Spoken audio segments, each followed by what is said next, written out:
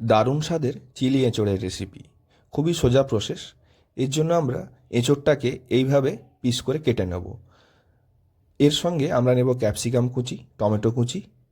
এর সাথে নিয়েছি গোটা জিরে, শুকনো লঙ্কা, কাঁচা লঙ্কা, চালের গুঁড়ো, ময়দার গুঁড়ো, আর নিয়েছি আদা বাটা। একটা কড়াইতে আমরা একটু বেশি পরিমাণ সর্ষের তেল দেব, কারণ এঁচোড়টাকে ভাজতে হবে। তেলটা যতক্ষণ গরম হচ্ছে আমরা এঁচোড়টাতে নুন, হলুদ, ধনে গুঁড়ো, কাশ্মীরি লঙ্কার গুঁড়ো, আদা বাটা, তার সাথে অল্প একটু চালের গুঁড়ি, জিরে গুঁড়ো, কর্নফ্লাওয়ার 1 চামচের মতো, আর দিয়ে দেবো ময়দা 1 চামচের মতো। ভালো করে এটাকে আমরা এঁচোড়ের সাথে মাখিয়ে নেব। একটু ভালো করে মাখিয়ে নিলে দেখবেন তেলটাও দিয়ে গরম হয়ে গেছে। তখন আমরা তেলে এঁচোড়গুলো ছেড়ে দেবো।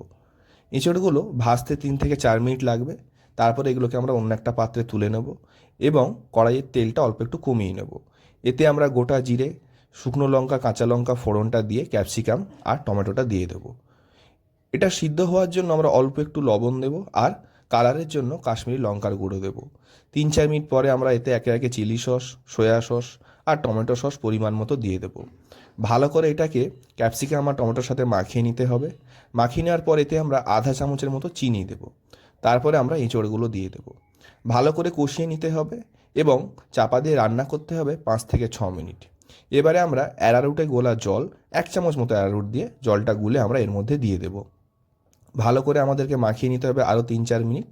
একটু হাই ফ্লেমে কষিয়ে নিতে হবে। এই রান্নাটা কিন্তু লো ফ্লেমে অতটা হয় না। অবশ্যই আপনাদের ভালো লাগবে আশা করি।